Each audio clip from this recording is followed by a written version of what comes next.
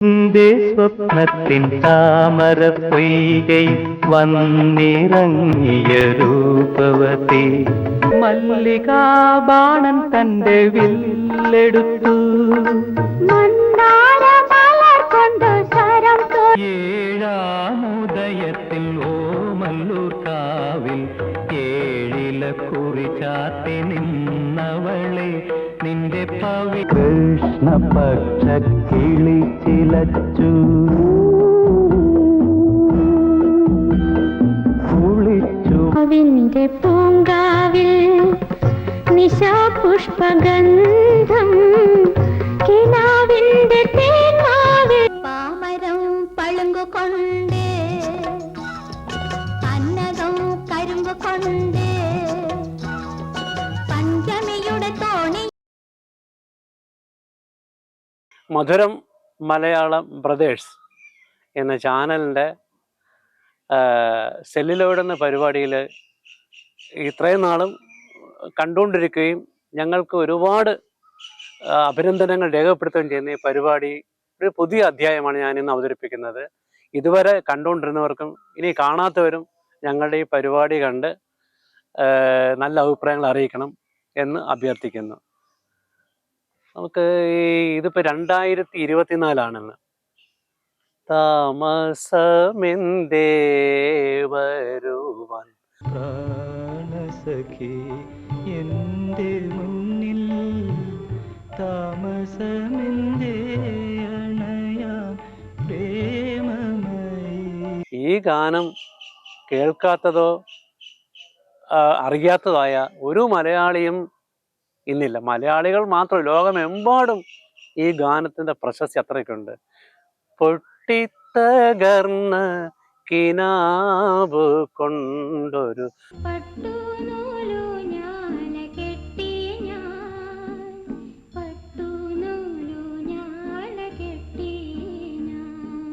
ഈ ഗാനവും ആരും മറക്കത്തില്ല. ഇത് ഇന്ന് മലയാള സിനിമയിലെ ഏറ്റവും പ്രശസ്തമായ ഗാനങ്ങൾ രണ്ടാണ്.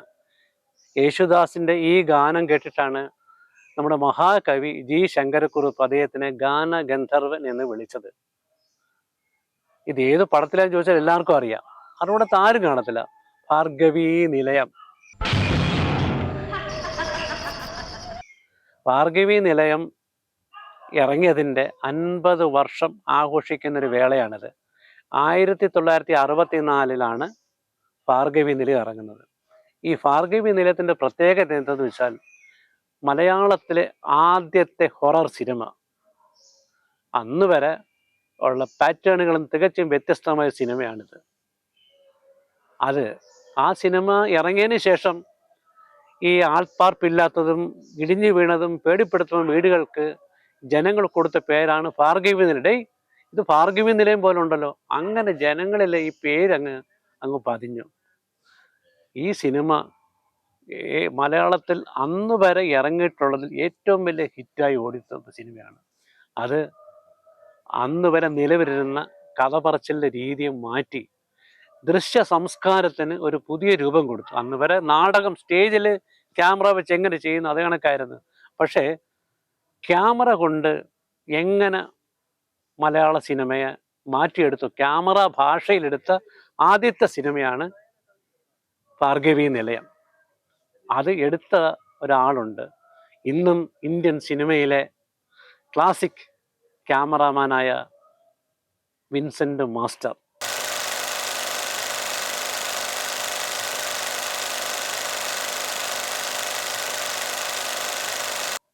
വിൻസെൻ്റ് മാസ്റ്ററുടെ പേര് പറയാതെ മലയാള സിനിമയ്ക്ക് മുന്നോട്ട് പോകാനാവില്ല.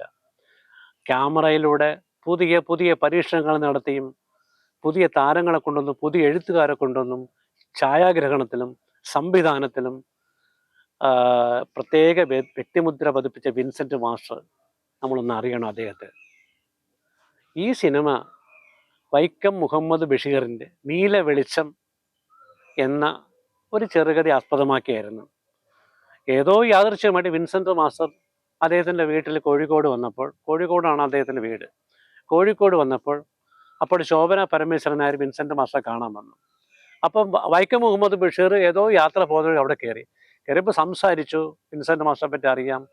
അപ്പോൾ സംസാരം മധ്യേ തൻ്റെ കൃതികളെ പറ്റി പറഞ്ഞ് വിൻസെൻ്റ് മാസ്റ്റർ സംസാരിച്ചപ്പം ഈ കഥകളും പറഞ്ഞു. 2-3 കഥകൾ പറഞ്ഞപ്പോൾ നീല വെളിച്ചം എന്ന കഥ വിൻസെൻ്റ് മാസ്റ്റർ ഇഷ്ടപ്പെട്ടു. അപ്പം ഇതിൽ കുറേ സാധ്യതകളുണ്ട്, നമുക്ക് നോക്കാം എന്ന് പറഞ്ഞ് യാദൃശ്യമായിട്ട് അങ്ങനെ അങ്ങ് പിരിഞ്ഞു. വർഷങ്ങൾക്ക് ശേഷമാണ് പിന്നീട് ചന്ദ്രധാര ഫിലിംസ് TK പരീക്കുട്ടി എന്ന നിർമ്മാതാവിൻ്റെ ഒരു ചിത്രം നിർമ്മിക്കാനായിട്ട് വിൻസെൻ്റ് മാസ്റ്റർ സമീപിക്കുന്നത്. വിൻസെൻ്റ് മാസ്റ്റർ അന്ന് മലയാള സിനിമയോട് ഒരു ചെറിയ മടുപ്പെന്ന് വെച്ചാൽ അദ്ദേഹത്തിൻ്റെ അന്തരീക്ഷം അങ്ങനെ ഉണ്ടായിരുന്നു. അത് ഞാൻ പിന്നീട് പറയാം, ആ കഥ പിന്നീട് പറയാം. മടുപ്പുണ്ടാക്കിയതിന് കാര്യമുണ്ട്. ഇപ്പം TK പരീക്കുട്ടി വെറുതെ വിട്ടില്ല, അദ്ദേഹത്തിനറിയാം ഇദ്ദേഹത്തിൻ്റെ ക്യാമറ കൊണ്ട് കവിത രചിക്കുന്ന കാര്യങ്ങൾ അറിയാം. അങ്ങനെ പറഞ്ഞു, അന്ന് പറഞ്ഞ വൈക്കം മുഹമ്മദ് ബഷീറിൻ്റെ കഥ നമുക്ക് എടുക്കാം, ശരി എന്ന് പറഞ്ഞു. അങ്ങനെ അപ്പോൾ എനിക്ക് ഒരുപാട് സിനിമകൾ, തമിഴ് തെലുങ്ക് സിനിമകളുണ്ട്, എനിക്ക് കേരളത്തിൽ നിൽക്കാൻ പറ്റത്തില്ല, മുഹമ്മദ് ബഷീറിനെ അവിടെ മദ്രാസിൽ വരാൻ പറഞ്ഞു. പക്ഷേ അന്ന് ശോഭന പരമേശ്വരൻ സംസാരിച്ചെങ്കിലും ഇന്നിപ്പോൾ TK പരീക്കുട്ടിയാണ് മുൻപിൽ വന്നേക്കുന്നത്. അദ്ദേഹം പുതിയ പുതിയ സിനിമകൾ എടുക്കുന്ന, അതിൽ പരീക്ഷണം ചെയ്യുന്നതിന് പൈസ ചിലവാക്കാൻ മടിയില്ലാത്ത കൊച്ചിയിലെ ഒരു കയറ്റുമതി ബിസിനസ്സുകാരൻ TK പരീക്കുട്ടി. അദ്ദേഹത്തിന് നമുക്ക് ഒരിക്കലും മറക്കാൻ പറ്റത്തില്ല. ഇങ്ങനെ ഒരു നിർമ്മാതാവ് ആ കാലത്ത്, പിന്നീട് നിർമ്മാതാവ് രവി മുതലാളിയുണ്ട്, എന്നാലും ആ കാലത്ത് ഇങ്ങനെ ഒരു നിർമ്മാതാവ് അപൂർവങ്ങളിൽ അപൂർവം ഒരാൾ TK പരീക്കുട്ടി. അദ്ദേഹത്തെ നമുക്ക് വിസ്മരിക്കാൻ പറ്റുന്നില്ല. അങ്ങനെ സംഭവിച്ചു. പക്ഷേ ഇത്തവണ ക്യാമറാമാനായിട്ടല്ല, സംവിധാന ചുമതല ഏറ്റെടുക്കണമെന്ന് പറയാനാണ് TK പരീക്കുട്ടി വന്നത്. അത് വിൻസെൻ്റ് മാസ്റ്റർക്ക് ഭയങ്കര ഒരു അത്ഭുതമായി. തീർച്ചയായിട്ടും അദ്ദേഹം അത് ആഗ്രഹിച്ചിരിക്കുമായിരുന്നു. അങ്ങനെ സമ്മതിച്ചു. മദ്രാസിൽ തിരക്കിട്ട തമിഴ് തെലുങ്ക് സിനിമകളിലെ work NT Rama Rao, Nageswar Rao, Sivaji Ganesan, MGR ഇവരുടെയൊക്കെ വർക്ക് വിൻസെൻ്റ് മാസ്റ്റർ ചെയ്യുന്ന. ഇവരൊക്കെ ഒരു പ്രൊഡ്യൂസർ അല്ലെങ്കിൽ ആരെങ്കിലും ഡേറ്റിന് ചോദിക്കാൻ വരുമ്പോൾ ഇവർ പറയുന്നത് വിൻസെൻ്റ് മാസ്റ്റർ ഡേറ്റ് മേടിച്ചിട്ട് വരാനാണ് പറയുന്നത്. കാര്യം അവരുടെ സിനിമകളെ ഡയറക്ടർ പുതുമുഖമാണെങ്കിൽ പോലും വിൻസെൻ്റ് മാസ്റ്റർ കഴിവുണ്ടെങ്കിൽ ആ പടം അതിഗംഭീരമായിരിക്കുന്ന വിശ്വാസമുണ്ട് അന്നത്തെ സൂപ്പർ സ്റ്റാറുകൾക്ക്. അങ്ങനെ ഇന്ത്യയിലെ ഏറ്റവും മികച്ച ക്യാമറാമാനാണ് അദ്ദേഹം. ആദ്യമായിട്ട് സംവിധാനം ചെയ്യുന്ന സിനിമയാണ് ഭാർഗവി നിലയം. അങ്ങനെ വൈക്കം മുഹമ്മദ് ബഷീറിനെ കൊണ്ടുവന്നു. അദ്ദേഹത്തിന് ഇഷ്ടമാണ് മലയാള സിനിമയിൽ ഇങ്ങനെ ഒരു ക്യാമറാമാനെ തൻ്റെ പടം എടുക്കാൻ കിട്ടുന്നില്ലെന്ന് അദ്ദേഹം പറഞ്ഞ് തിരക്കഥ എഴുതി മദ്രാസ് TK പരീക്കുട്ടിയുടെ ഓഫീസുണ്ട് മദ്രാസിൽ, അവിടെ ഇരുന്ന് കഥ എഴുതി. അതിപ്പോൾ ഇപ്പം തിരക്കഥ കഴിഞ്ഞപ്പോഴത്തേക്ക് വിൻസെൻ്റ് മാസ്റ്റർക്ക് കുറേ പോരായ്മകൾ തോന്നി. അദ്ദേഹം പറഞ്ഞു, ഒരു കാര്യം, ഞാൻ ഷൂട്ടിങ് കഴിഞ്ഞ് വരാം, നമുക്ക് കുറച്ചായിട്ട് മാറ്റി എഴുതാമെന്ന് പറഞ്ഞ് അങ്ങനെ ഒരു ദിവസം കണ്ടന്റ് പറഞ്ഞു കൊടുക്കും. അപ്പം പറയും അത് എവിടെ ക്യാമറ, ഇന്ന സൗകര്യങ്ങൾ, ക്യാമറയുടെ കാര്യങ്ങൾ, അതിൻ്റെ കാര്യങ്ങളൊക്കെ സംസാരിച്ചിട്ട് 2 സീൻ എഴുതി വയ്ക്കാൻ പറയും. രാത്രിയാകുമ്പോൾ ഈ 2 സീൻ വന്ന് വിൻസെൻ്റ് മാസ്റ്റർ നോക്കി ഇഷ്ടപ്പെടും. അങ്ങനെ ഓരോ ദിവസവും രാത്രി കാലങ്ങളിൽ രാവിലെ ഇരുന്ന് വൈക്കം മുഹമ്മദ് ബഷീർ എഴുതുന്ന ഈ തിരക്കഥ വിൻസെൻ്റ് മാസ്റ്റർ ശരിയാക്കി ക്യാമറ സൗകര്യത്തിന് ക്യാമറ ഭാഷയിലേക്ക് മാറ്റി എഴുതിയ ആദ്യത്തെ തിരക്കഥ കൂടിയാണ്. അത് വിൻസെൻ്റ് മാസ്റ്ററിൻ്റെ സംഭാവന നമുക്ക് മറക്കാൻ പറ്റത്തില്ല. അങ്ങനെ ഒരു ഡയറക്ടർ അദ്ദേഹത്തിൻ്റെ വിഷ്വൽ അനുസരിച്ച് തിരക്കഥാകൃത്തിനെ കൊണ്ട് എഴുതിക്കുന്ന ഒരു പ്രക്രിയയും മലയാളത്തിൽ ആദ്യമായിട്ടാണ്. അങ്ങനെ ഏകദേശം 40 ദിവസം കൊണ്ട് ഈ തിരക്കഥ എഴുതി തീർത്തു. തിരക്കഥ എല്ലാം പ്ലാൻ ചെയ്തു. അങ്ങനെ അതിൽ പാട്ടെഴുതാൻ ഭാസ്കര മാസ്റ്റർ വന്നു, ബാബുരാജ് മ്യൂസിക് ചെയ്യാൻ വന്നു. അന്ന് അപ്പം ഈ നായകൻ എന്ന് പറയുന്ന ആൾ ഒരു വൈക്കം മുഹമ്മദ് ബഷീറിൻ്റെ ആത്മകഥാപരമായ ഒരു കഥയാണ്, അദ്ദേഹമാണ് നായകൻ. അപ്പം അതിൽ ആ റോളിന് പറ്റിയത് ആയിടെ വന്ന നവാഗതനായ ഡ്രാമ സ്കൂളിലൊക്കെ പഠിച്ചിട്ടുന്ന മാധവൻ നായർ മധുവാണ് അദ്ദേഹത്തെ എടുക്കാൻ വെച്ചാൽ. അങ്ങനെ അദ്ദേഹമാണ് മുഴുനീള കഥാപാത്രം. അപ്പം അദ്ദേഹം ഒരു വീട്ടിൽ താമസിക്കുന്നതും അവിടെ പ്രേതം വരുന്നതും കഥ പറയുന്നതും ഒക്കെയാണ്. അപ്പം അതിന് ആ പ്രേത കഥയിലെ വരുന്ന ഒരു പ്രേത നായകനാണ് പ്രേം നസീർ. അപ്പോൾ ആലോചിക്കണം, അന്ന് പ്രേം നസീർ ബോക്സ് ഓഫീസിൽ ഒഴിച്ചുകൂടാൻ പറ്റാത്ത നായകൻ എന്ന് പറഞ്ഞു. പക്ഷെ അദ്ദേഹത്തെ ഉപകഥാപാത്രമാക്കി. അതാണ് വിൻസെന്റ് മാസ്റ്റർ ഒരു ധൈര്യം, കഥാപാത്രത്തിന് ചേരുന്ന ആർട്ടിസ്റ്റുകൾക്കാണ് അത് ഇമ്പോർട്ടൻസ് കൊടുക്കുന്നത്. അതിലൂടെയാണ് കുതിരോട്ടം പപ്പുവിൻ്റെ പേര്. അതിനുമുമ്പേ പത്മതലക്ഷൻ എന്ന് പറഞ്ഞ് വേറെ സിനിമയിൽ അഭിനയിച്ചു. പക്ഷേ ഇതിലെ ഒരു കഥാപാത്രത്തിൻ്റെ പേര് കുതിരോട്ടം പപ്പു എന്നാണ്. ആ കഥാപാത്രം വിജയിച്ചതോടുകൂടി പത്മതലക്ഷൻ എന്നുള്ള പേര് മാറ്റി ഒരു കഥാപാത്രത്തിൻ്റെ പേര് ഒരു നടൻ സ്വീകരിക്കുന്നത് ആദ്യമായിട്ടാണ്. എടാ കുതിരവട്ടം, ഞാനൊരാണായിരുന്നെങ്കിൽ നിന്റെ നട്ടല് പപ്പടം പോലെ ഞെരിച്ചേനെ. കൊച്ചമ്മേ, ഉപമ തെറ്റ്. പപ്പടം വട്ടത്തിലും നട്ടല് നീളത്തിലും അല്ലേ കൊച്ചമ്മേ? അങ്ങനെ മധു, പ്രേംനസീർ, PG ആന്റണി, അടൂർ ബാസി തുടങ്ങിയവരെ കൂടാതെ വിജയ നിർമ്മൽ എന്നൊരു പുതിയ നടിയാണ് നായിക. കാരണം പ്രത്യേകതരം കണ്ണുകളുള്ള ഒരാളായിരിക്കണം നായിക. അങ്ങനെ ഒരുപാട് നടികളിൽ നിന്ന് അന്ന് ഷീല ശാരദയൊക്കെ ഉണ്ടെങ്കിലും ഈ പ്രത്യേകതരം കണ്ണുള്ളൊരു നടി വേണമെന്ന് പറഞ്ഞിട്ടാണ് ഇവരെ അന്വേഷിച്ച് അവസാനം വിജയ നിർമ്മല എന്ന കന്നഡ നടിയെ കണ്ടെത്തുന്നതും. അവർ വന്ന് തെലുങ്ക് നടി, അവർ തെലുങ്കിൽ അഭിനയിച്ചുകൊണ്ടിരിക്കുകയായിരുന്നു, അവർ വന്ന് കണ്ടിഷ്ടപ്പെട്ടു. അങ്ങനെയാണ് ഭാർഗവി നിലയത്തിൻ്റെ ഷൂട്ടിംഗ് തുടങ്ങുന്നത്. മദ്രാസിലെ സ്റ്റുഡിയോകളിൽ സെറ്റിട്ട് എടുത്ത് ചിത്രങ്ങൾ കുറേ ഭാഗങ്ങൾ കേരളത്തിലും ചിത്രീകരിച്ചു.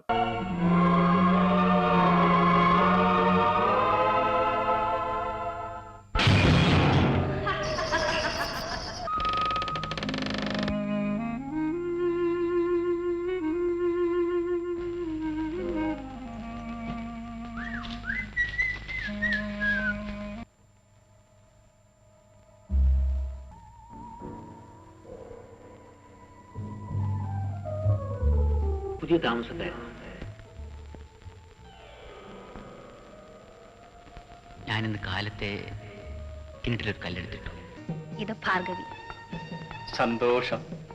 എന്റെ പേര് ശശികുമാർ. ഭാർഗവി നിലയം പറയാൻ കാര്യം വിൻസെന്റ് മാസ്റ്റർ എന്ന ആൾ എങ്ങനെ കടന്നു വന്നു എന്ന് മാത്രമാണ് ഞാൻ പറയുന്നത്.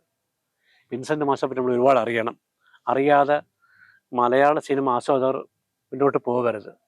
അതുകൊണ്ടാണ് ഞാൻ പറയാം. അപ്പോൾ അദ്ദേഹം ചെയ്ത ആദ്യത്തെ പടം എങ്ങനെയുണ്ടെന്നുള്ളത് സമർത്ഥിക്കുമായിരുന്നു.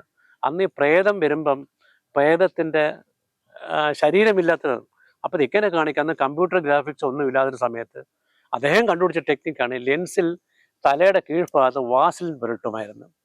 വാസിലിൻ പുരട്ടിക്കുമ്പോൾ പുക മഞ്ഞു ഉണക്കിരിക്കും. അങ്ങനെ അദ്ദേഹത്തിൻ്റെ ബുദ്ധിയിൽ ഉയർന്ന പ്രേതം എന്ന സീനിൽ തലയ്ക്ക് കീഴ്പോട്ട് പുക പോലാണ് ആ ടെക്നിക്ക് അന്ന് ഉപയോഗിച്ചത്.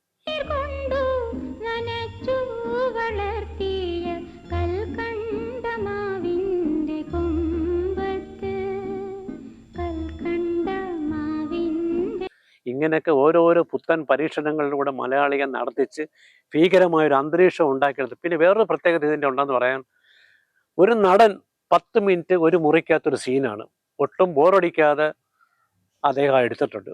ഒരു ആത്മാവിനോട് സംസാരിക്കുന്ന സീനാണ്. ഒരു ചന്ദ്രോദയം ഇന്നലത്തെയോ നാളത്തെയോ അല്ല, സമയകാലങ്ങളെ പിന്നിട്ട് ഇന്നലെയുടെ അനന്തകോടി യുഗങ്ങളിൽ ലയിച്ചു പോയ. ഇന്ന് പൂന ഫിലിം ഇൻസ്റ്റിറ്റ്യൂട്ടിൽ അഭിനയ വിദ്യാർത്ഥികളും ക്യാമറ വിദ്യാർത്ഥികളും പഠിക്കാൻ ഡെമോൺസ്ട്രേഷൻ ആയിട്ട് ഉപയോഗിക്കുന്ന ഒരൊറ്റ സീൻ ഇതാണ്. ഒരു 10 മിനിറ്റ് ഒരു നടൻ ഒരു ലൊക്കേഷൻ ഒരു മുറിയിൽ വെച്ചെടുത്തത് ഒട്ടും ബോറടിക്കാതെ കൊണ്ടുപോയി. ഇന്നും മലയാളത്തിലെ നല്ല ഇന്ത്യൻ സിനിമയിൽ തന്നെ അത്ഭുതമായി നിലനിൽക്കുന്നു.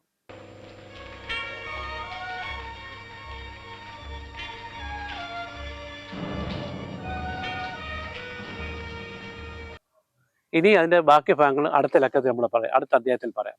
എല്ലാവരും ഈ ചാനൽ കാണണം, അഭിപ്രായം പറയണം. പുഷ്പമംഗലയാം ഭൂമിക്ക് വേളിക്കുടവയുമായി വരും വെളുത്തവാവേ എന്റെ മടിയിൽ മയങ്ങ